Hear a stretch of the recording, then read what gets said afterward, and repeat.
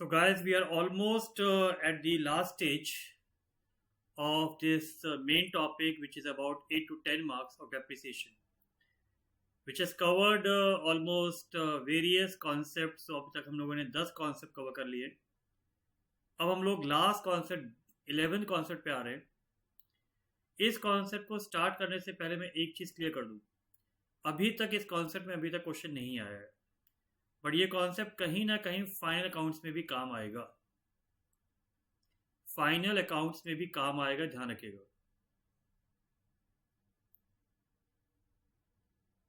इसीलिए इस कॉन्सेप्ट को ध्यान से पढ़िएगा. इंटर में जाओगे, फाइनल में जाओगे तो ये कॉन्सेप्ट काम आएगा. तो घर में बैठ के आप में से कोई बच्चों को लगेगा सर क्या हम इस कॉन्सेप्ट को छोड़ दें, योर कॉल. लेकिन ये गारंटीड है कि मैं आपको इतने आसान तरीके से ये कराने वाला हूँ ना, इतने आसान तरीके से मैं ये कराने वाला हूँ, आई कैन गारंटी आपको कभी भी इस कॉन्सेप्ट की दिक्कत नहीं आएगी. लेकिन समझना ध्यान से, और जब मैं समझा रहा हूँ तो आगे इसको लिखना नहीं, धीरे धीरे समझना और लॉजिक समझना कि हम इस कॉन्सेप्ट को क्यों करते हैं. कितने भी, मैं फिर आपको चैलेंज कर रहा हूँ, कितने भी यूट्यूब वीडियो देख लेना, इसका लॉजिक बहुत ही कम जगह दिया होगा, बहुत ही कम जगह दिया होगा. तो हम बात कर रहे हैं कॉन्सेप्ट नंबर 11 की.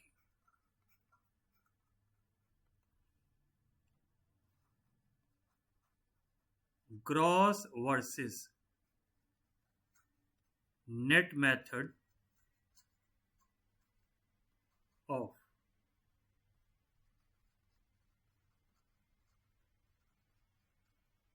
डेप्रिसिएशन. अब आप कहोगे सर ये ग्रॉस क्या होता है, नेट क्या होता है. बेटा सारी चीजें समझाऊंगा, जल्दी नहीं करना, इसको समझाने में थोड़ा सा टाइम लगेगा. ठीक है. अब हम बात कर रहे हैं ग्रॉस वर्सेस नेट मेथड की. पहले लॉजिक समझते हैं. अभी तक हम क्या करते थे, मान लीजिए ये ईयर 1 है, ये ईयर 2 है, ये ईयर 3 है. अभी तक हम क्या करते थे, अगर मेरे पास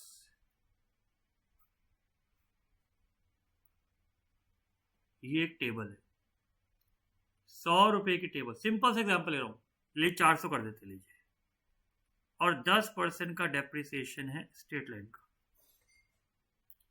तो अभी तक आपकी एंट्री होती थी depreciation account debit to asset. इसका मतलब आप रूल लगाते थे decrease in value of asset is credited.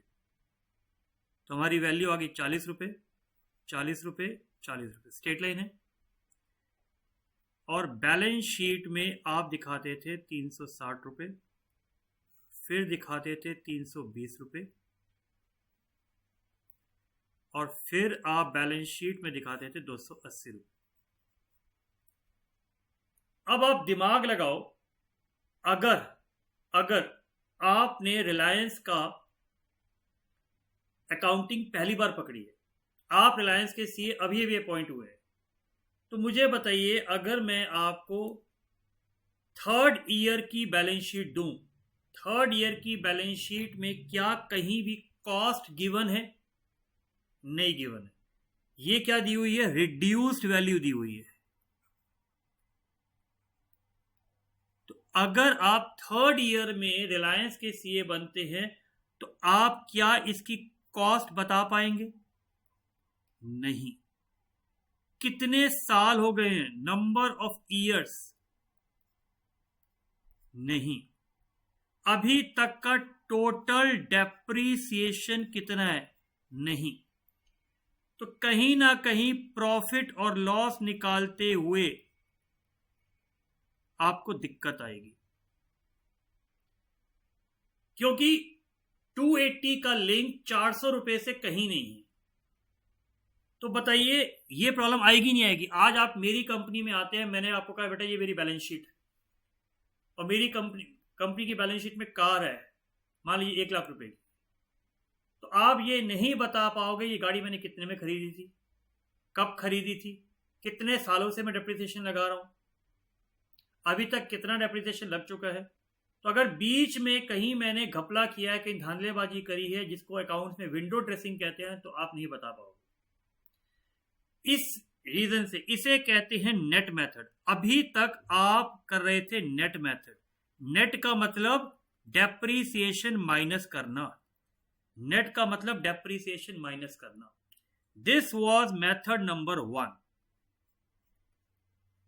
जिसको हम कहते थे net method. But companies act 2013 को पता था, कंपनीज एक्ट 2013 को पता था कि ऐसी गड़बड़ियां हो सकती हैं। सो कंपनी एक्ट 2013 से भैया कुछ नहीं, हम लगाएंगे ग्रॉस मेथड। तो कंपनीज एक्ट 2013 ने कहा ये भैया मेथड नहीं चलने वाला, नहीं चलने वाला मेथड। इसमें तो कंपनियां विंडो ड्रेसिंग करेंगी, सीएस के लिए, अकाउंटेंट के लिए, इवन इनकम टैक्स ऑफिसर्स के लिए, कंपनीज के लिए बहुत दिक्कत आने वाली है। तो उन्होंने कहा नहीं जी नहीं, हम आपको मेथड नंबर 2 सजेस्ट करते हैं।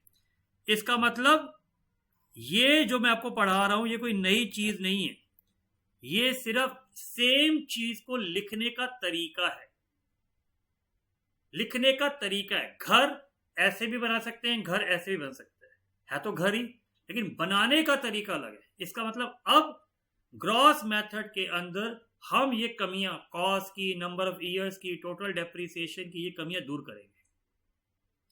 तो इस केस में जो एंट्री है, अभी तक हम एंट्री बनाते थे डेप्रिसिएशन टू एसेट। आप मुझे बताइए, एसेट जब आप खरीद लेते हो, एसेट जब आप खरीद लेते हो तो आपको आज ही पता होता है ना कि आने वाले सालों में कितना डेप्रिसिएशन लगेगा, आने वाले सालों में कितने साल का बिकेगा। जब आप आने वाले सालों का अंदाजा पहले लगा लेते हैं, उस अंदाजे को, एस्टीमेट को, रिलायबल एस्टीमेट को क्या बोलते हैं, उसे कहते हैं प्रोविजन। याद आया? प्रोविजन वाले चैप्टर में मैंने आपको बताया था, provision is a present liability for which the reliable estimate can be made, जिसका अंदाजा लग सकता है। तो यहां पर हम एसेट की बजाय हम ओपन करते हैं प्रोविजन फॉर डेप्रिसिएशन। तो अब हमने क्या एसेट अकाउंट कम किया? नहीं किया। तो एसेट अकाउंट कॉस्ट पे चलता रहेगा। तो यहां पर हमारा कॉन्सेप्ट क्या लगा? प्रोविजन का कॉन्सेप्ट भी डिक्रीज इन एसेट का ही होता है। It is a future liability, it is a increase in liability basically. याद है प्रोविजन की definition? It is a present liability.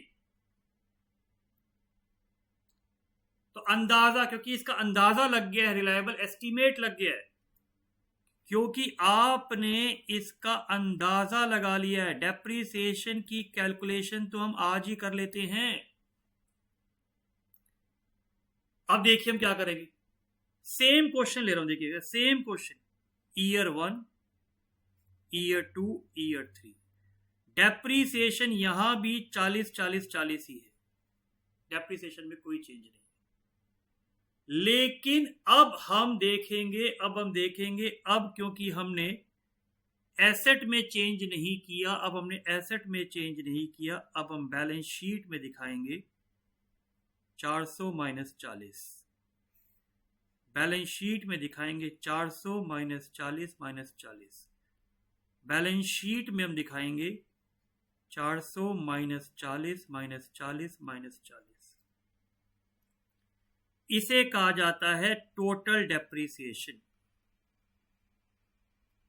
या एक्युमुलेटेड डेप्रिसिएशन।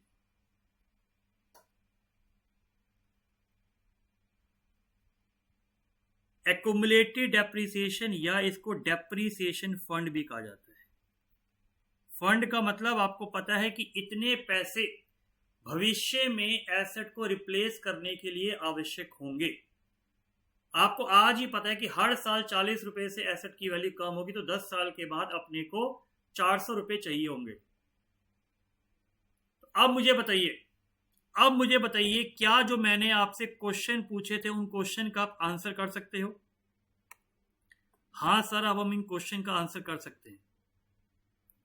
सर आपका पहला क्वेश्चन था एसेट की कॉस्ट। अगर मैं तीसरे साल में सीए बनता हूं तो एसेट की कॉस्ट मुझे पता है 400 रुपए। सर नंबर ऑफ ईयर्स मुझे पता है 3 साल। टोटल डेप्रिसिएशन सर मुझे पता है 120। Sir net value reduce value मुझे पता है सर 280। तो आप चेक करिए वैल्यूज बिल्कुल सेम है।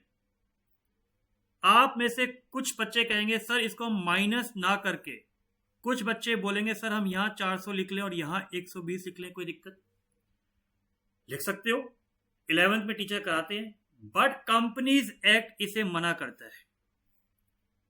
कंपनीज एक्ट कहता है जिस एसेट पे प्रोविजन बना, provision which is created against the asset shall be subtracted from that asset. Provision which is created against the asset shall be subtracted from that asset. तो debtor पे अगर provision बना है तो माइनस करके दिखाना चाहिए, which is a right way, which is a right see. लिखने का तरीका बिल्कुल सेम, कोई फर्क? कुछ भी फर्क नहीं है बेटा, कुछ भी फर्क नहीं है। तो अगर मैं इसी को मैं अकाउंटिंग की फॉर्म में सिखाऊं, आपको मैं अकाउंटिंग की फॉर्म में सिखाऊं, लेजर की फॉर्म में सिखाऊं, तो देखिए हम कैसे करेंगे। इसी एग्जाम्पल को अगर मैं आपको लेजर की फॉर्म में सिखाऊं, देखेंगे कोई लिखेगा नहीं अभी, लेजर की फॉर्म में सिखाऊं तो देखिए हम कैसे करेंगे।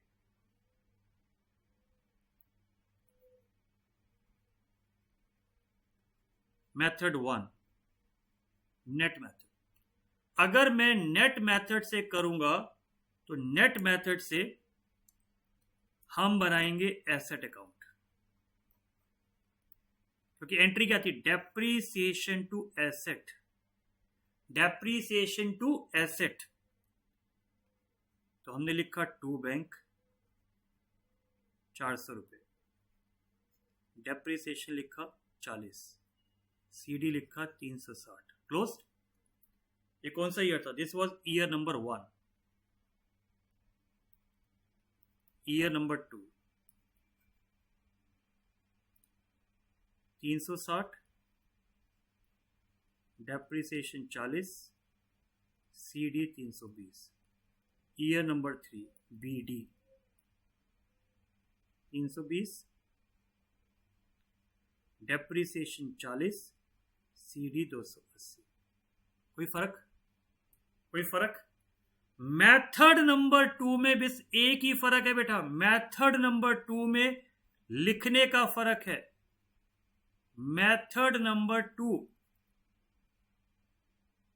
Gross method.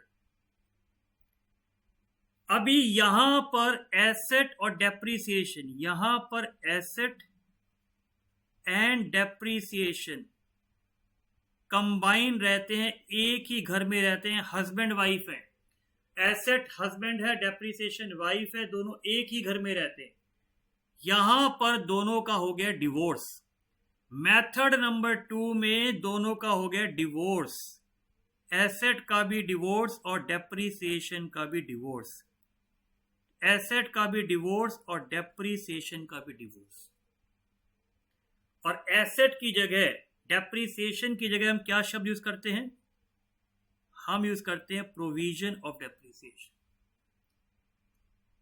तो सिंपल नेट मेथड में एक ही खाते में दो अकाउंट आ रहे हैं, एसेट भी डेप्रीसिएशन भी। यहां पर एसेट अलग, डेप्रीसिएशन अलग, एसेट अकाउंट अलग, डेप्रीसिएशन अकाउंट अलग।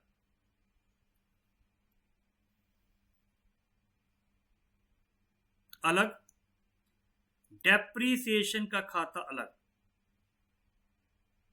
Depreciation was nominal account, depreciation was loss, इसे कहते हैं नॉमिनल। हर साल P&L में क्लोज होता है। प्रोविजन फॉर डेप्रीसिएशन एक साल का डेप्रीसिएशन नहीं है, टोटल है। और प्रोविजन का रूल होता है जिस पे लगाया जाए। प्रोविजन किस पे लगा? एसेट पे लगा। एसेट क्या है? रियल अकाउंट है। तो provision for depreciation is real account. मैं फिर रिपीट कर रहा हूं, अगर प्रोविजन फॉर डेटर होता, डेटर इज पर्सनल अकाउंट, तो प्रोविजन फॉर डाउटफुल डेब्ट होता पर्सनल अकाउंट। ये लग रहा है एसेट पे, एसेट रियल अकाउंट है, तो provision is a real account. अब देखिए कोई भी फर्क नहीं है बेटा, कोई भी फर्क नहीं है। देखिए ये वाली चीज सेम रहेगी। यहां एसेट में कोई चेंज नहीं होता क्योंकि हमारी एंट्री में कोई चेंज नहीं था। यहां एंट्री क्या थी? या एंट्री थी डेप्रीसिएशन टू प्रोविजन।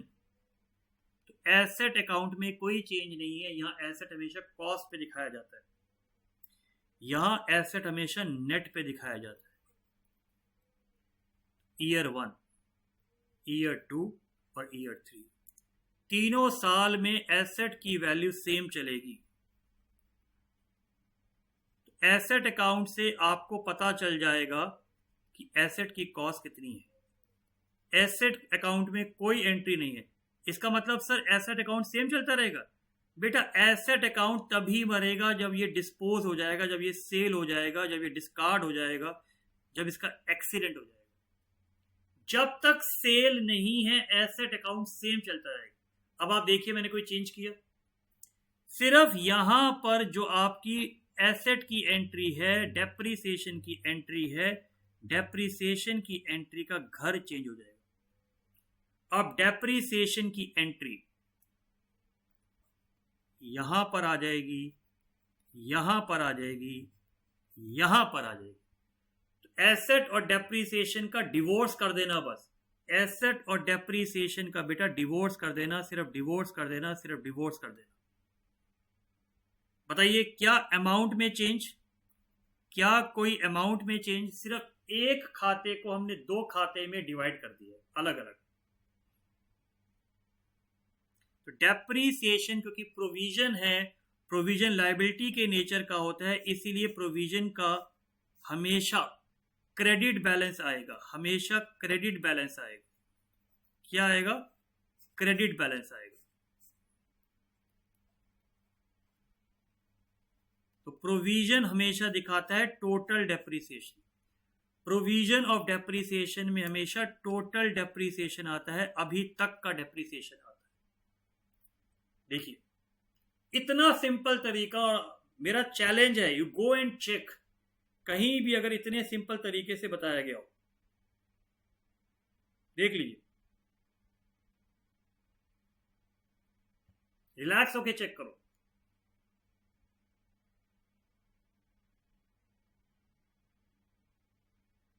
रिलैक्स होके चेक कर लो।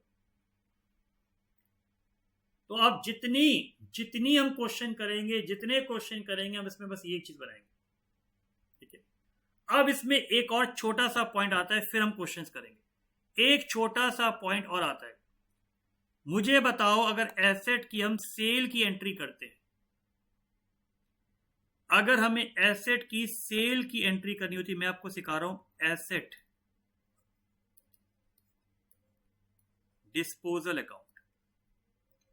तो कई बार ग्रॉस मेथड में एसेट डिस्पोजल भी पूछ लेता है, ये तभी बनाएंगे जब क्वेश्चन में बोला है only prepared when ask, only prepared when ask. जब तक नहीं पूछा है बनाने की कोई आवश्यकता नहीं है, सेल की एंट्री एसेट अकाउंट में आ जाएगी। अभी तक आप क्या करते थे? मान लीजिए ये एसेट है, 280 रुपए का एसेट, इसको हमने सेल किया, ऐसे ही करते थे, ऐसे ही करते थे, बोलो भाइयों ना। ये कौन सा खाता बन रहा है? Asset account. किस में बन रहा है जी? नेट मेथड में। मान लीजिए 200 रुपए का बेचा, 10 रुपए का डेप्रीसिएशन मान लीजिए, तो 70 रुपए का क्या हो गया जी? लॉस। एसेट की कॉस्ट थी 400 रुपए, तो हमें पता है कॉस्ट 400 है, बुक वैल्यू 200 है, तो अभी तक 120 रुपए का डेप्रीसिएशन लग चुका है। This is total depreciation. बोलो हाँ या ना? यही करते थे, यही करते थे, एग्जैक्टली यही करते थे। अब आपको क्या करना है, अगर एग्जाम में कहता है, एग्जामिनर कहता है जी एसेट डिस्पोजल अकाउंट बनाओ, एग्जामिनर कहता है जी एसेट डिस्पोजल अकाउंट बनाओ, तो एसेट की एंट्री हमारे पास आ जाएगी। एसेट अकाउंट से हमारे पास एसेट आएगा। याद करिए एसेट किस पे आता है? कॉस्ट पे। यहां किस पे आएगा? नेट पे। फर्क क्लियर है? नेट मेथड पे नेट पे आएगा, ग्रॉस मेथड पे कॉस्ट पे आएगा। बस यहां पर ट्रिक मैंने चेंज कर दी है, यहां पर बीडीपी नहीं होगा, यहां पर ट्रिक हो जाएगी बाप। अब आप समझ रहे हैं बी में क्या आएगा, बी में सर बैंक ही आएगा। यहां पर आएगा टोटल डेप्रीसिएशन, एक्यूमुलेटेड डेप्रीसिएशन कितना था, 120 था टोटल, और 10 रुपए का आपने सेल वाले महीने का लगाया, 320 330, तो 70 रुपए का लॉस। चेक कर लीजिए, लॉस बिल्कुल सेम आ रहा है। सिर्फ फर्क क्या हुआ, बैंक दोनों में सेम है, लॉस दोनों में सेम है, सिर्फ डेप्रीसिएशन क्या है, यहां पर डेप्रीसिएशन इज नॉट टोटल और उसमें टोटल डेप्रीसिएशन। सिर्फ इतना सा पॉइंट बेटा याद रखना। सो समरी में बता रहा हूं, समरी में बता रहा हूं, समरी में बता रहा हूं, समरी में बता रहा हूं।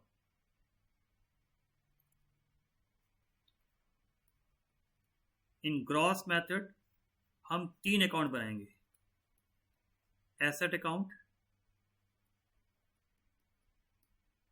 Provision for depreciation account and asset disposal अगर पूछा हुआ है तो सेल वाले में बनेगा ये बनेगा कॉस्ट पे, इस पे हमेशा टोटल डेप्रीसिएशन आएगा, और ये सेल के केस पे बनेगा। बस इतना याद रखना, इतना याद रखना बस। और जो क्वेश्चन कराऊंगा तो बहुत ही सिंपल तरीके से कराऊंगा, बहुत ही आसान तरीके से कराऊंगा, टेंशन मत लेना उसके। So I hope you are ready to do the questions. सब तैयार हैं? सो प्रोविजन वाला कॉन्सेप्ट अच्छी तरह क्लियर हो गया है।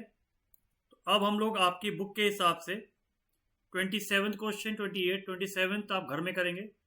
उसमें प्रोविजन फॉर डेप्रिसिएशन अगर नहीं बना तो कैसे करना है, बना है तो कैसे करना है। 28 पे आ रहा हूं मैं, और मेनली एग्जाम में ऐसे छोटे क्वेश्चन ही आएंगे। 1 मार्च 99 S limited purchase a plant for 9 lakh on 1 September 2001। Part of plant purchase on 1 March 99 for 150 was sold for 60,000। तो आप चाहें तो इसके अंदर भी नंबर लाइन बना सकते हैं। On 1 October 2001 a new plant was purchase for 3 lakh, depreciation rate 10%, WDV, books are close 31 December each year, prepare plant account and provision for depreciation. आप अगर ध्यान से देखें इसमें सेल का पॉइंट नहीं है तो इसमें एसेट डिस्पोजल का पॉइंट नहीं आएगा। 31 दिसंबर 99 एक एंट्री हो गई जी, 2000 हो गया, एंड 31 दिसंबर 01। अब यहां पर एसेट आपको 2 दे रखे हैं, तो हमने खरीदा है जी 1 मार्च 99 को मशीनरी 1 और मशीनरी 2। हमने एक खरीदा है जी 1.5 लाख का, और एक हमने खरीदा जी 7.5 लाख का, हो गया 9 लाख। 1 सितंबर 2001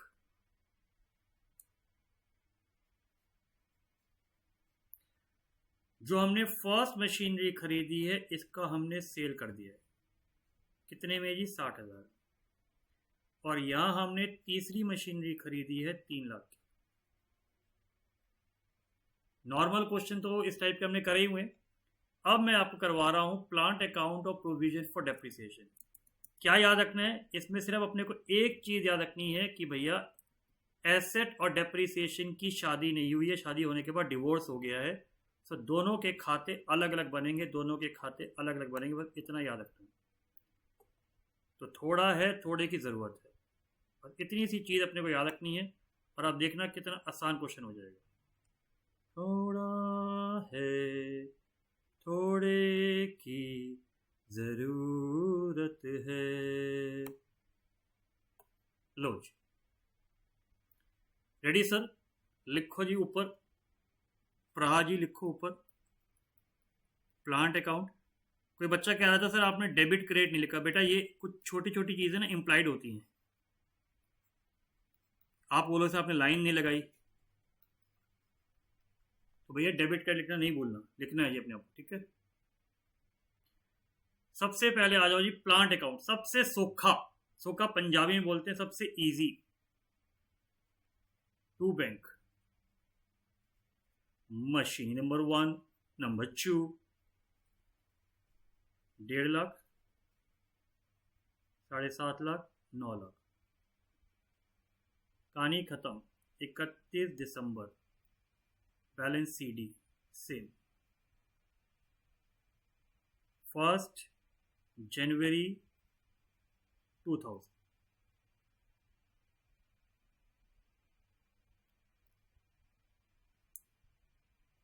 ब्रॉड डाउन 1, 2। कोई सेल नहीं है तो सबसे आसान होता है, सबसे पहले ये बना लिया करो, कोई टेंशन थोड़ी है इसमें, सेम ही बनेगा। सर एग्जाम में सिर्फ यही बना के आ जाएं, बेटा ये बना के आओगे तो पूरे नंबर नहीं मिलेंगे, ध्यान रखना।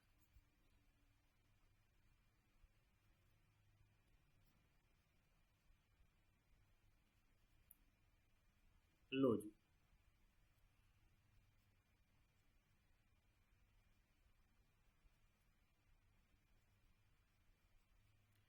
अब आपने यहां पर एक और मशीनरी खरीदी है, ध्यान रखना, भूलना नहीं।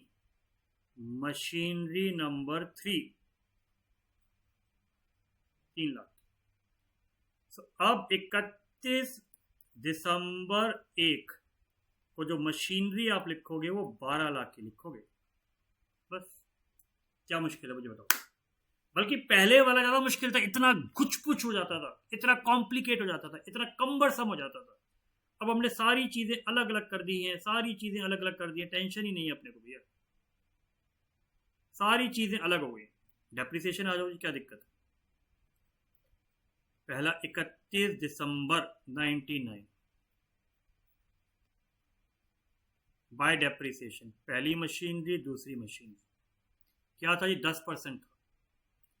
1.5 लाख का 10%, 15,000। कितने महीने के लिए? मार्च में है ना, तो 10 महीने के लिए। 7.5 लाख का 10%, 75,000, 10 महीने के लिए। कितना आएगा जल्दी से बताओ? 5/6, 25, 12,500।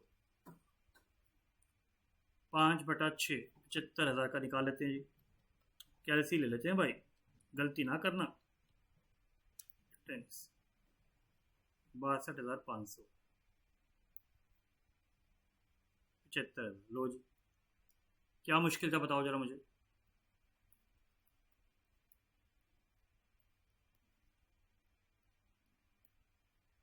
हो गया खत्म, नेक्स्ट पे आ जाए। लो जी बनाओ। 1 जनवरी 2000, बैलेंस ब्रॉड डाउन।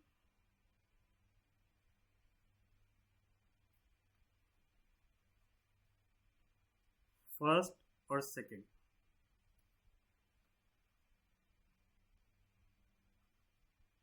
31 दिसंबर 2000। कुछ नया तो लिया नहीं है, बाय डेप्रिसिएशन, फर्स्ट और सेकंड। अब आपको एक चीज ध्यान रखनी है। क्या ध्यान रखना है बेटा? अब आपको एक चीज बड़ी ध्यान रखनी है, क्योंकि ये WDV मेथड है, तो साथ साथ प्यारे आपको वर्किंग नोट बना लेना चाहिए। आपको साथ साथ वर्किंग नोट बना लेना चाहिए, साथ साथ वर्किंग नोट बना लेना चाहिए, नहीं तो आप गड़बड़ी कर जाओगे। ये देखो जी, कैसे बनेगा वर्किंग नोट? ईयर 99, 2000 और 2001। मशीनरी 1, मशीनरी 2, क्या कॉस्ट थी जी? 1.5 लाख। ये कॉस्ट, मशीनरी 1, मशीनरी 2 का डेप्रिसिएशन।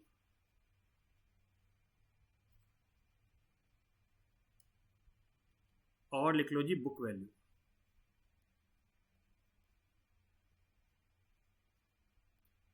एक लाख माइनस करो जी,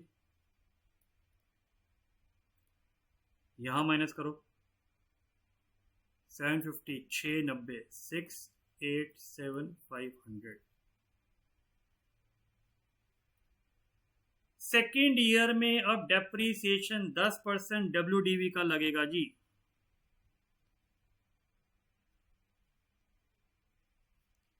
लो जी मेरे पास सॉल्यूशन बना हुआ, मैं आपको चेक भी करवा देता हूँ, एक बार चेक कर लेते हो सकता है मेरी गलती हुई है भैया, तो कोई हार्म नहीं है चेक करने में, कुछ कैलकुलेशन में एरर ना हो जाए।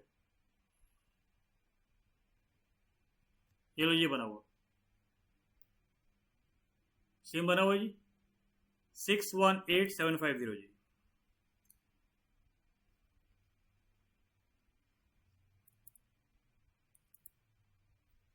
डबल 56875।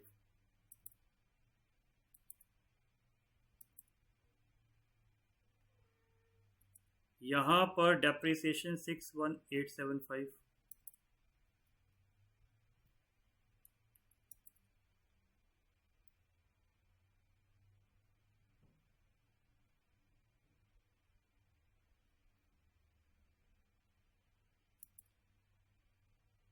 वन 137,500 लो जी।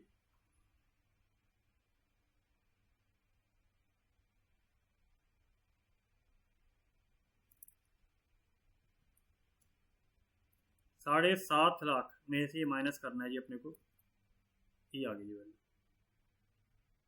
डेप्रीसिएशन यहाँ पे कितना लगेगा जी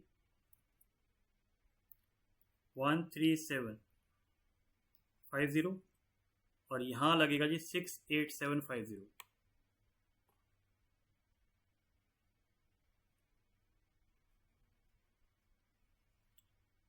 तो निकालें जी बुक वैल्यू, इसकी बुक वैल्यू आ रही है 618750 जी, और इसकी आ रही है, मैं कैलकुलेशन सेव कर रहा हूँ जी अपनी, तो ये आ गई 123।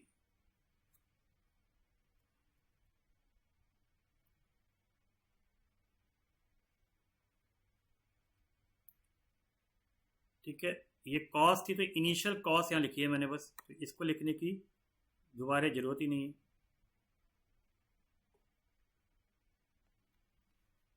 अपने को तो सिर्फ डेप्रिसिएशन लिखना है। 12375 हो गया जी। सर मशीनरी 1 तो आपने ठीक है बेची नहीं है सर, बेची नहीं है, डोंट वरी। हाँ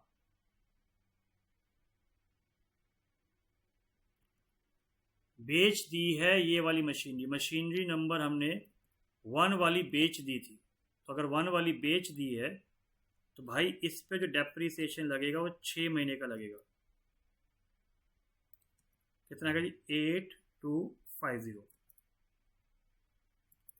वैल्यू बचेगी जी यहाँ पर, इसकी बुक वैल्यू जरूरत ही नहीं है लिखने की, तो चली जाएगी हमारे पास।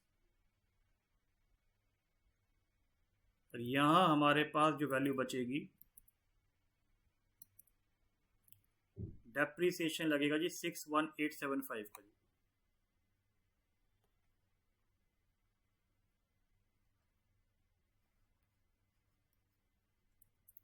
तो यहाँ जो वैल्यू बचेगी 556875, इसका माइनस,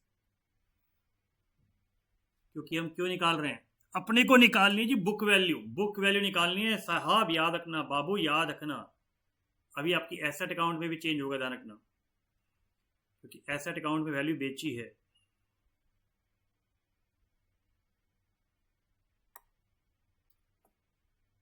ठीक है जी, अब मैं इसको दोबारा रब कर रहा हूं क्योंकि मुझे स्पेस चाहिए।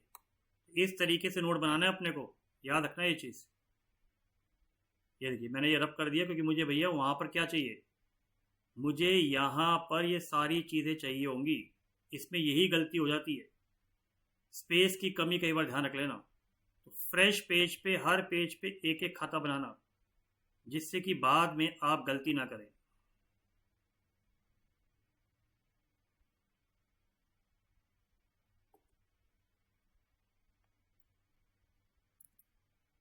ठीक है जी, चलिए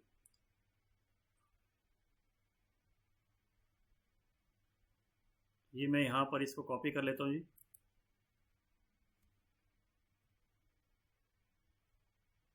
तो ये वर्किंग नोट अपने को काम आएंगे, इधर लिख लेते हैं। सो सेकेंड ईयर का जो हमारा डेप्रीसिएशन है, सेकेंड ईयर का जो हमारा डेप्रीसिएशन है,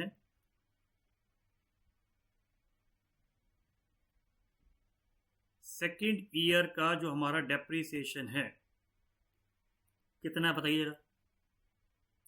फर्स्ट मशीनरी पे 1.5 लाख वाली मशीनरी पे लगेगा जी 13750 और 7.5 लाख वाली पे लगेगा 68750। सो हम लिखेंगे जी हमारा टोटल डेप्रीसिएशन,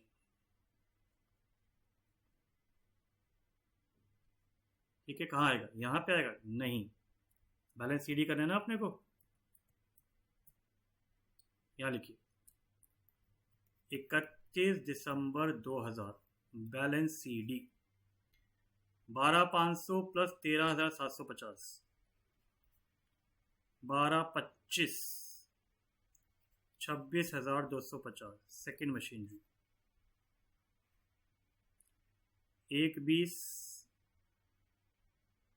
करो ऐड जल्दी से, 1,20 1,30 131,250। अब मजा आएगा थर्ड ईयर में।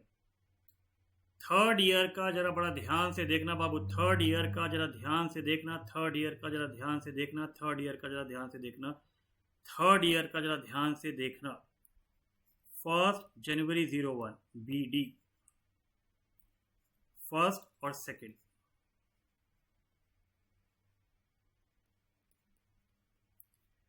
अब आप मुझे बताइए कौन सी मशीनरी आपने बेची है। आपने फर्स्ट वाली मशीनरी बेच दी है। कब बेची जी, 1 सितंबर को बेची है। तो भाई पहले 1 सितंबर तक का डेप्रिसिएशन लगाओगे ना बाबू।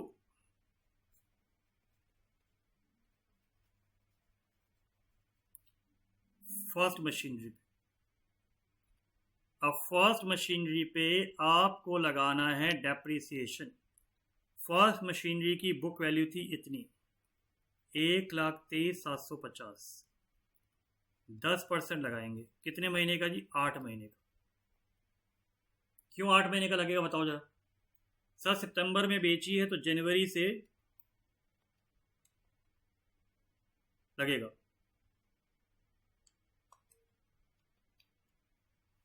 ये आएगा जी 8250। ये देखो मैंने यहां निकाला हुआ है।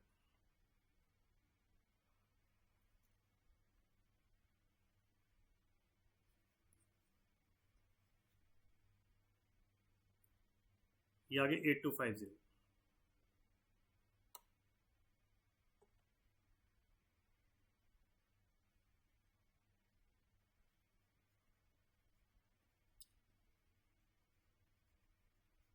अब डेप्रीसिएशन, अब डेप्रीसिएशन लगाएंगे। बोलो हाँ या ना, बोलो हाँ या ना।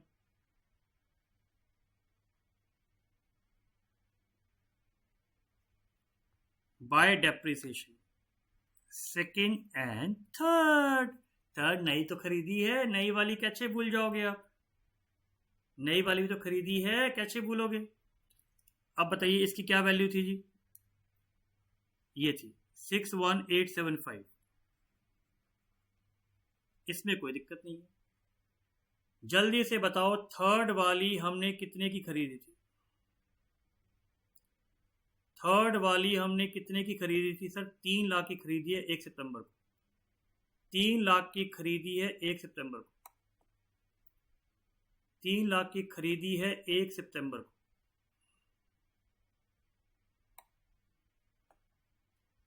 तो सर 3 लाख की खरीदी है 1 सितंबर को।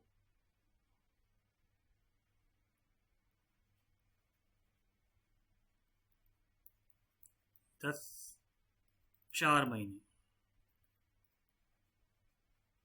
10,000। सिर्फ अब ध्यान रखना बेटा, अब मुझे बताइए, अगर कोई मर जाता है, कोई मर जाता है, तो बताइए आप अंतिम संस्कार के लिए उसकी सारी चीजें हटा देते हैं? बोलो हाँ या ना। हाँ सर, हम उसकी सारी चीजें हटा देते हैं। बेटा अगर सारी चीजें हटाते हो तो बताओ इसमें कौन मर गया? सर इसमें एसेट नंबर 1 मर गया। बेटा जो एसेट नंबर 1 मर गया है, एसेट नंबर 1 मर गया है, उसे हम ट्रांसफर कर देते हैं, उसे हम ट्रांसफर कर देंगे। एसेट नंबर 1 को हम ट्रांसफर कर देंगे 1 सितंबर 01 को ही। किस अकाउंट में? क्या डिस्पोजल अकाउंट पूछा उसने? नहीं पूछा। तो हम एसेट अकाउंट में उसका डेप्रीसिएशन खत्म कर देंगे। ये रहा, हम उसका डेप्रीसिएशन खत्म कर देंगे। मरने वाले का, सोल्ड वाले का, डिस्पोज वाले का एसेट हटा दो, डेप्रीसिएशन हटा दो। अब अपने पास डेप्रीसिएशन बचेगा सिर्फ किसका? सेकंड का एंड थर्ड का, बस। सेकंड का कितना बताइए? मैं जान के अलग लिख रहा हूं कि आपको समझने में आसानी हो। एग्जाम में टोटल करके लिखेंगे। और थर्ड का है 10,000। तो ये खाता तो मेरा क्लोज हो गया। अब आप कहोगे सर आपने अभी तक प्रॉफिट और लॉस तो निकाला नहीं। आएगा ना बेटा, प्रॉफिट और लॉस बिल्कुल आएगा। ये रहा, यही तो यहां फर्क है, बस यहां सिर्फ इतना सा फर्क है बस। कब बेचा है मुझे बताओ? सर हमने बेचा है जी 1, ठीक है जी। चलिए मैं इसको हटा ही देता हूं, ये लीजिए। कब बेचा जल्दी से बताओ? सर पहला हमने बेचा है 1 सितंबर को।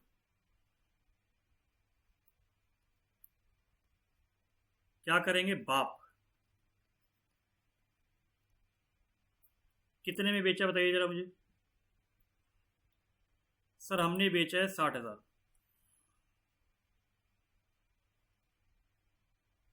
एक्यूमुलेटेड डेप्रिसिएशन कितना है सर? 34,500 है। मशीनरी थी कितनी की जी सर? 1.5 लाख की थी। सो 94,500। देखिए कितना लॉस आ रहा है हमारे पास। हमारे पास लॉस आया जी 55,500।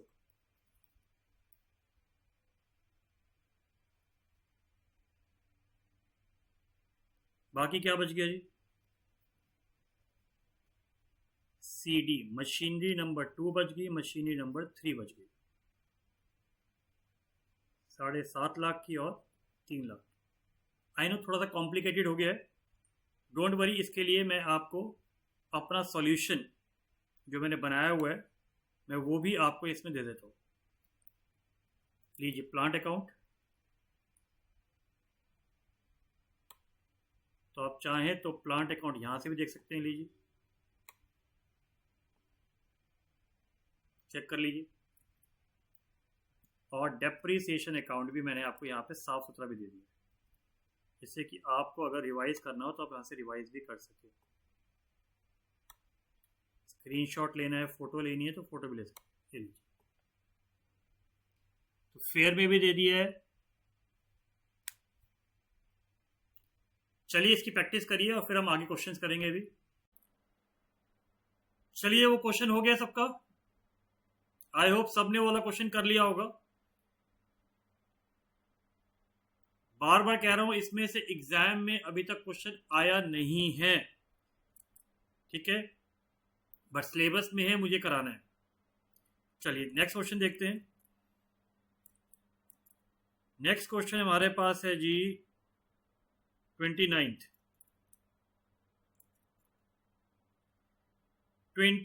क्वेश्चन की हम चर्चा कर रहे हैं।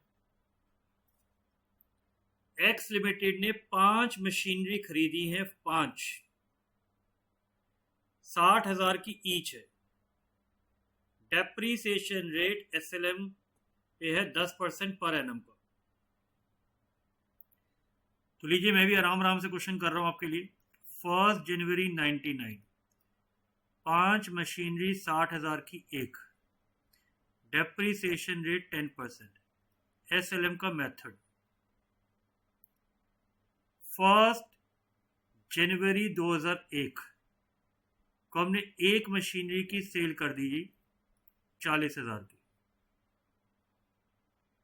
1 अप्रैल 2002 को हमने एक और मशीनरी की सेल कर दी जी 28,000 की। 1 जुलाई 2002 को हमने न्यू मशीनरी परचेज करी है 1 लाख की।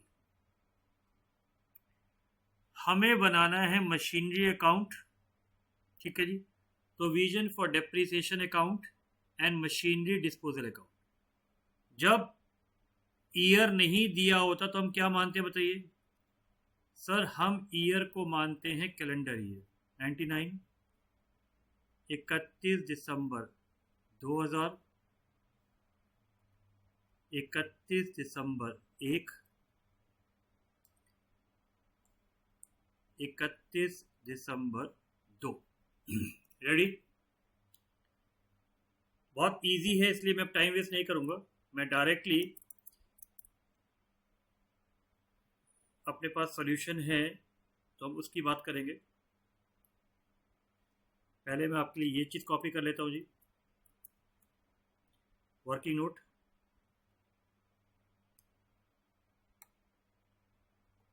लीजिए,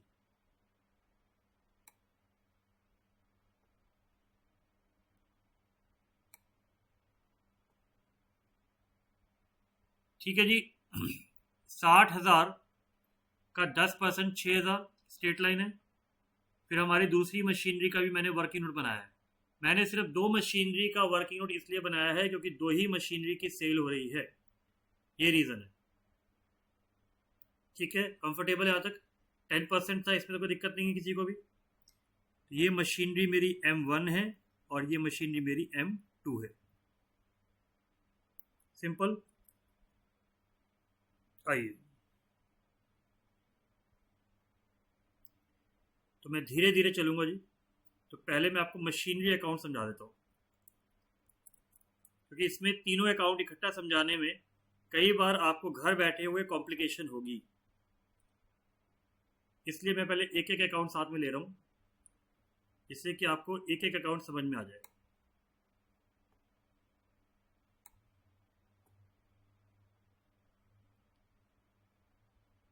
मुझे बताइए अपने पास कितनी मशीनरी थी? 5 मशीनरी थी। तो मैंने 1, 2 और 3 यहाँ एक ली, यहाँ एक ली, मैंने यहाँ पर 3 मशीनरी ले ली है इंटू 60,000। याद करिए, स्टार्टिंग से समझा रहा हूँ कि अगर मशीनरी को बेचा जाए तो उसको पहले से ही अलग कर लिया करो। इन पे डेप्रीसिएशन लगेगा जी 10%, 10% और 10%। लेकिन ये कौन सा अकाउंट है? ये ग्रॉस मेथड कर रहे हैं, तो डेप्रीसिएशन हम लोग कहाँ लगाएंगे? अलग से लगाएंगे, प्रोविजन फॉर डेप्रीसिएशन में अलग से लगेगा। तो आप देखिए यहां तक सेम है, यहां मशीनरी की सेल हुई है। क्या कहा था मैंने? एग्जांपल लिया था, जो आदमी मर जाता है तो उसको अंतिम क्रिया करने के लिए हम उसका खाता डिस्पोजल अकाउंट में भेज देते हैं। अगर यहां डिस्पोजल अकाउंट नहीं बनता तो बाय BDP नहीं, बाय बाप, बाय BAP इधर ही आ जाता। फिर रिपीट कर रहा हूं, पिछले क्वेश्चन में डिस्पोजल अकाउंट नहीं बनाया था, तो अगर क्वेश्चन में नहीं बोला हुआ तो नहीं बनाना है, नहीं बनाना है, ठीक है। बैंक एक्यूमुलेटेड डेप्रिसिएशन P&L की एंट्री मशीनरी अकाउंट में नहीं आएगी। लेकिन अगर बनाना है तो ये जो मशीनरी बेची है उसको, उसका घर शिफ्ट कर दो। पहली मशीनरी बेची है वो यहां से शिफ्ट होकर डिस्पोजल अकाउंट में चली जाएगी। बस ये मान के चलना, बच्चा बड़ा हो गया है, जैसे वाइफ का डिवोर्स हुआ, हमने प्रोविजन फॉर डेप्रिसिएशन बना लिया, बच्चा बड़ा हुआ, हमने यहां से उठा के डिस्पोजल अकाउंट में डाल दिया। ऐसे यहां पर चेक करिए, अब यहां पर चेक करिए, दूसरी मशीनरी चली गई, फिर सेल हुई है, ये सेकंड मशीनरी की सेल, ये और ये हमने नई मशीनरी खरीदी है। यहाँ पर ये सारी चीजें नंबर लाइन में दी हुई है। यहां पर सिर्फ मेन अकाउंट होता है डेप्रीसिएशन अकाउंट, जो मेन होता है। डेप्रीसिएशन अकाउंट को जरा ध्यान से बनाना, जिसको हम कहते हैं प्रोविजन फॉर डेप्रीसिएशन।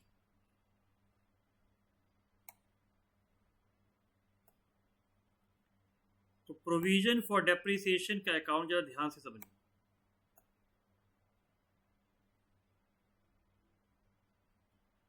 अब प्रोविजन फॉर डेप्रीसिएशन क्या लगेगा बताइए? 10%, 10%, 10%, 3 एसेट्स पे। तो 3 पे लगेगा तो वैल्यू मेरे पास आ गई जी 6,000, 6,000, 18,000। तो ये मेरे पास ओपनिंग बैलेंस। फिर मेरा 6,000 लगेगा, स्ट्रेट लाइन मेथड है, फिर 6,000, फिर 18,000। तो 6 और 6 12, 6 और 6 12, 18, 18, 36,000।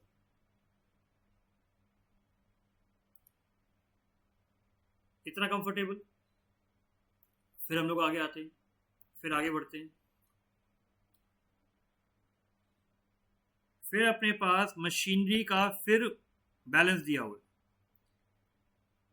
अब मुझे बताइए, पहली मशीनरी हमने क्योंकि 1 जनवरी को ही बेच दी है तो उसको हमने ट्रांसफर कर दिया जी डिस्पोजल अकाउंट।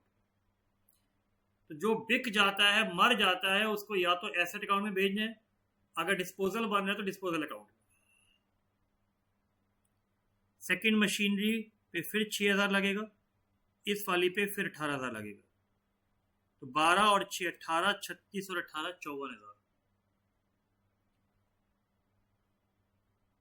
फिर 6,000 सेकंड मशीनरी को हमने बेचा है अप्रैल में। अप्रैल का मतलब 3 महीने का डेप्रिसिएशन, ये रहा 1,500 रुपये। थर्ड मशीनरी, जो 3 मशीनरी का टोटल था, उसमें 18,000 पहले लगा, फिर 18,000 लगा, फिर 18,000 लगा और फिर 18,000 लगा। ये तीसरी मशीनें जो हमने खरीदी है 1 लाख की, ये उसका डेप्रिसिएशन है 10%, 6 महीने का।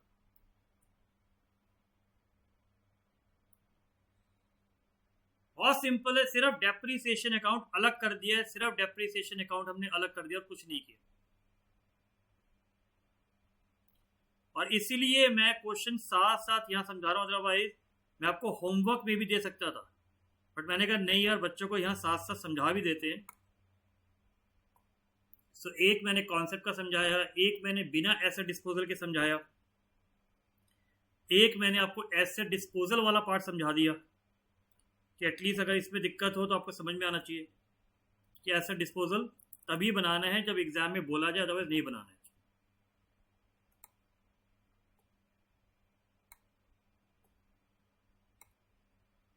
एसेट डिस्पोजल कितनी मशीनरी का बनेगा सर? 2 मशीनरी का बनेगा।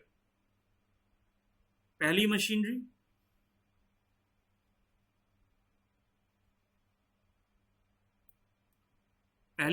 का बनेगा और दूसरी मशीनरी का, इसका वर्किंग नोट देखो यहां दिया हुआ है। तो हमने 1 जनवरी 1 और 1 अप्रैल 2, 1 जनवरी 1 और 1 अप्रैल 2, 1 और 1 अप्रैल 2।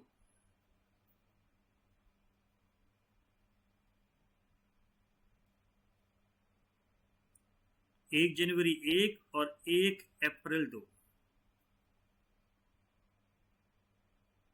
कौन सी टिक लगी है जी? BAP, BAP। चेक कर लीजिए, ये वाली एंट्री यहां से आ रही है। मैं जान के लाइन खींच रहा हूं कि आपको समझ में आए, कॉम्प्लिकेट नहीं कर रहा हूं। बैंक वाली चीज क्वेश्चन में दी हुई है। ये देखिए, ये वाला एसेट अकाउंट से कड़ी से कड़ी, कड़ी से कड़ी। जो एसेट बेचा है उसकी वैल्यू है यहाँ पर, जो एसेट बेचा है उसकी वैल्यू है। तो ये लंबे क्वेश्चंस हैं, इसलिए घर में भी आप बोर हो जाते हैं, इसलिए मैंने ऑलरेडी पहले फॉर्म कॉन्सेप्ट समझाया है और फिर साथ में आपको इसके सॉल्यूशन दिए।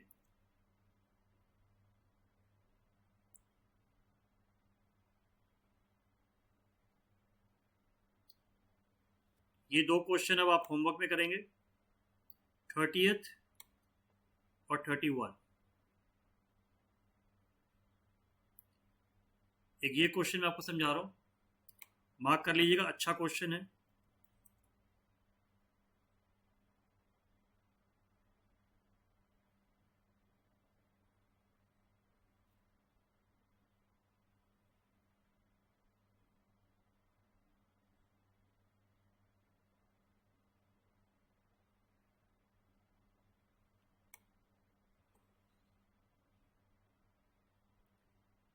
लीजिए क्वेश्चन पहले आपको दिखा दें।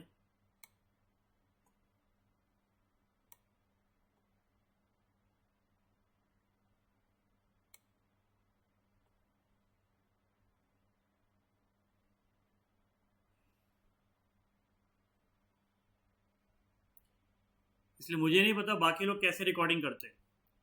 मेरा बड़ा सिंपल होता है, मैं बहुत धीरे धीरे चलता हूँ और इस तरीके से कराता हूँ कि मुझे पता है जो अगर मेरा बच्चा भी क्लास ले रहा होगा, खुद देखेगा तो उसे कैसे समझ में आएगा। ये क्वेश्चन नंबर 32 है, इसको आप एनटीए मार्क कर सकते हैं। जब पहले फाउंडेशन होता था तो पहले ये आया हुआ है। अब इसको समझना ध्यान से। आपको मशीनरी अकाउंट दिया हुआ है, जैसे ही प्रोविजन दिख जाए क्वेश्चन में, इसका मतलब ये कॉस्ट प्राइस है और ये टोटल डेप्रीसिएशन है, अभी तक का depreciation 10% SLM. A piece of machinery, ये दे रखी है वैल्यू बेटा 1 अप्रैल 01 की वैल्यू दे रखी है। वो कह रहे हैं जी एक मशीनरी हमने 1 जुलाई 98 में खरीदी थी, पहले खरीदी थी 1 लाख की। इसको हमने 1 अक्टूबर 2001 को बेचा। तो मुझे बताइए इसके अंदर टोटल डेप्रीसिएशन के अंदर इस वाले की मशीनरी का डेप्रीसिएशन होगा। फिर रिपीट कर रहा हूं, ध्यान से सुनना। इस 5 लाख की मशीनरी में ये 1 लाख वाली मशीनरी भी होगी। तो इसको हम ब्रेक कर लेते हैं। इस 5 लाख की मशीनरी को हम 2 पार्ट में ब्रेक कर लेते हैं, 1 लाख और 4 लाख। बोलो है या नो? बोलो है या नो? एग्रीड है? सर 4 लाख की मशीनरी कब खरीदी तो दी हुई? अरे मुझे क्या मतलब है, मुझे ये तो दे रखा है ये 1 जुलाई 98 को खरीदी थी, ये तो दिया हुआ है। हाँ सर ये तो दिया हुआ है। तो मेरा बेटा इसका तो डेप्रीसिएशन लगा होगा 31 मार्च 99 पे, इसका तो डेप्रीसिएशन लगा होगा 31 मार्च 2000 पे। बोलो हाँ या ना? इसका तो डेप्रीसिएशन लगा होगा 31 मार्च 1 पे। बोलो हाँ या ना? इसका मतलब हमने क्या किया, एसेट को 2 पार्ट में डिवाइड कर दिया। एक पास्ट भूतकाल, 5 लाख का एसेट था, 5 लाख में से एक एसेट 1 लाख का था, एक एसेट 4 लाख का था। इस 4 लाख की डेट नहीं दी हुई, लेकिन इस वाले की डेट दे रखी है 1 जुलाई 98। तो मैं इस 1 लाख वाली का डेप्रीसिएशन निकाल सकता हूं। हाँ सर, सबसे आसान ये एसएलए में तो टेंशन नहीं है। क्यों निकाल रहे हैं? इसलिए निकाल रहा हूं कि प्रोविजन फॉर डेप्रीसिएशन में 2,25,000 में कितना डेप्रीसिएशन 1 लाख वाली का है। ये हमने परचेज किया था जी 1 जुलाई को, तो यहां 9 मंथ्स का, यहां 12 महीने का, यहां 12 महीने का। एग्रीड है? कितना रेट है जी? 10%। कितना अमाउंट? 10,000।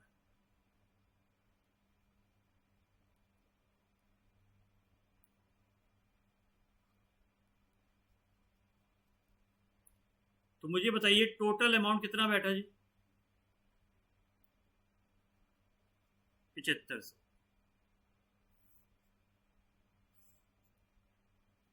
तो टोटल आया जी 27,500। अब आप देखना मैंने क्यों निकाला, ये आपको समझ में आ गया मैंने क्यों निकाला। ये देखिए, ये मैं आखिरी क्वेश्चन करा रहा हूं। 27,500। अब अगर 27,500 है तो मुझे बताइए क्या इस 2,25,000 टोटल डेप्रीसिएशन, एक्यूमुलेटेड डेप्रीसिएशन था 2,25,000, इसमें से गारंटीड एक 27,500 का होगा जो 1 लाख वाली मशीनरी है। मैंने अलग क्यों किया? क्योंकि ये मशीनरी बेच रहे हैं। माइनस करिए। तो मैं एक बार स्टार्टिंग से बता रहा हूं। इस क्वेश्चन में 1 अप्रैल 2001 को मशीनरी दी हुई थी। आपके माइंड में पहला डाउट ये आता कि सर ये 5 लाख नेट वैल्यू है, बुक वैल्यू है, कॉस्ट है। प्रोविजन दिया तो मुझे समझ में आ गया कॉस्ट है। आपका दूसरा डाउट, कि सर 1 लाख की मशीनरी बेची है तो आपने हमेशा बताया इसको तोड़ लेना, तो 5 लाख की मशीनरी को हमने तोड़ लिया, 1 लाख और 4 लाख। अब मैं मशीनरी अकाउंट में M1 दिखाऊंगा, M2 दिखाऊंगा, 1 लाख 4 लाख। लेकिन अगर मैं M1 M2 दिखा रहा हूं तो मुझे प्रोविजन फॉर डेप्रीसिएशन में भी तो D1 D2 दिखाना पड़ेगा, मशीनरी 1 मशीनरी 2 का दिखाना पड़ेगा। तो 2,25,000 में से कितना 1 लाख वाला है कैसे निकालूंगा? तो एग्जामिनर ने उसके लिए डेट दे दी। उसने कहा देख भाई 1 लाख वाली मैंने खरीदी थी 1 जुलाई 98 को, अब तो एक काम कर 98 99 का डेप्रिसिएशन निकाल, 99 2000 का डेप्रिसिएशन निकाल, तीनों का डेप्रिसिएशन निकालेगा, 2,25,000 में से घटाएगा तो तेरे को पता चल जाएगा कितना M1 का डेप्रिसिएशन है, कितना M2 का डेप्रिसिएशन है। तो ये मेरा M1 का डेप्रिसिएशन आ गया, ये मेरा M2 का डेप्रिसिएशन। तो आई होप ये वर्किंग नोट समझ में आ गया आपको, बिल्कुल क्लियर है वर्किंग नोट, क्योंकि इस टाइप के क्वेश्चन आ सकते हैं। पुराने फाउंडेशन में जब हमारा फाउंडेशन होता था तब ये आया हुआ है।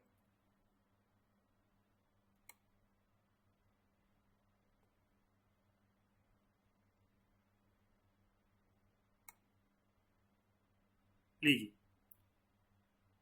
अब मैं आपको ये पूरा बना देता हूं। लीजिए, इसलिए मैंने ये सॉल्यूशन नहीं कॉपी किया।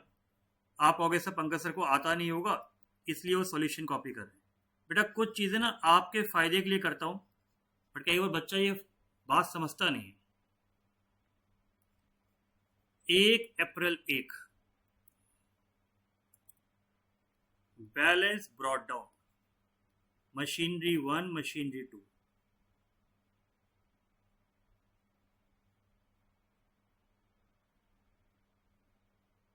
₹5 लाख।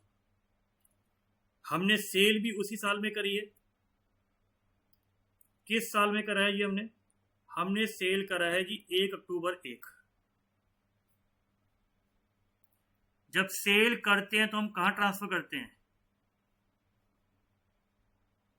मशीनरी डिस्पोजल अकाउंट में। कौन सी वाली जी? जो बेची है वो पूरी चली जाएगी। 31 मार्च 2 कुछ और खरीदा है जी आपने? नहीं सर, हमने कोई और नई मशीनरी नहीं खरीदी है, कहानी खत्म है जी। बैलेंस CD, सेकंड वाली मशीनरी बचेगी 4 लाख। ये तो हो गया इजी वाला क्वेश्चन, इजी वाला अकाउंट। अब यहां आ जाइए, डेप्रीसिएशन भी निकालोगे बेटा 1 अप्रैल 1 का। Balance brought down, machinery 1 machinery 2। हमने मशीनरी 1 का भी डेप्रीसिएशन निकाला है, मशीनरी 2 का भी निकाला है।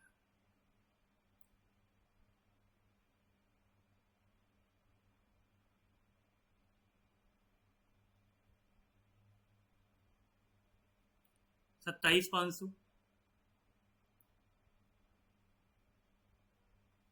बैलेंस बचा जी 197,500। अब 1 अक्टूबर 01 तक का डेप्रीसिएशन लगाओगे, बोलो हाँ या ना? किस मशीनरी पे बताओ? फर्स्ट वाली। 1 अक्टूबर 1 कितने महीने का? 6 महीने का।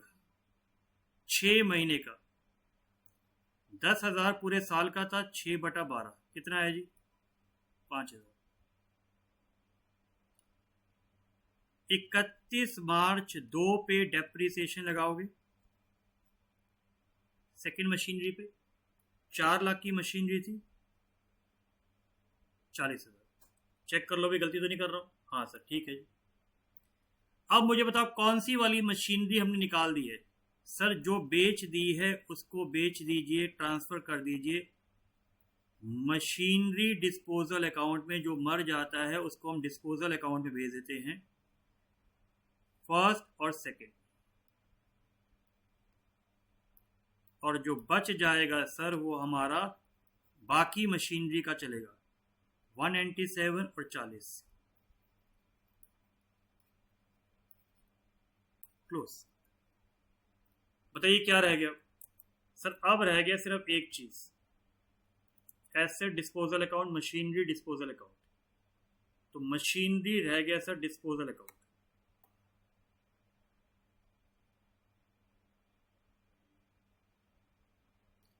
तो यहाँ हम सर ऊपर लिखेंगे machinery disposal account.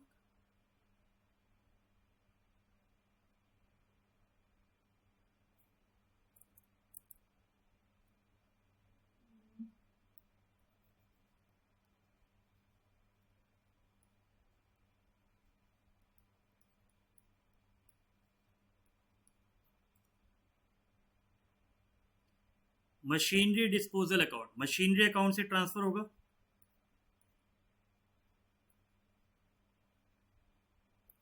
To machinery account. Bye, बताओ क्या करोगे? बाप, बैंक से कितना पैसा आया बताइए जल्दी से। बैंक में कितना आया सर? 42,000 आया। एक्युमुलेटेड डेप्रीसिएशन अकाउंट निकालो जरा।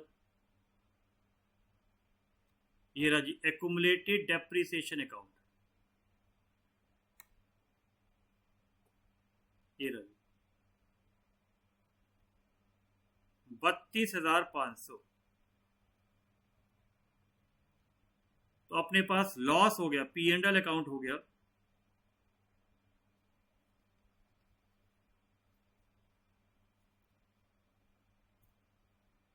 क्या मुश्किल था बताओ मुझे।